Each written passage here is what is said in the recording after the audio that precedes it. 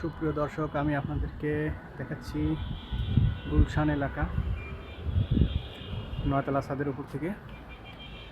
গুলশান এলাকাটা উপর থেকে দেখতে কি চিত্র সেটাই দেখাচ্ছি ঘুরিয়ে। সব বড় বড় প্রাচীর বেষ্টিত এলাকা।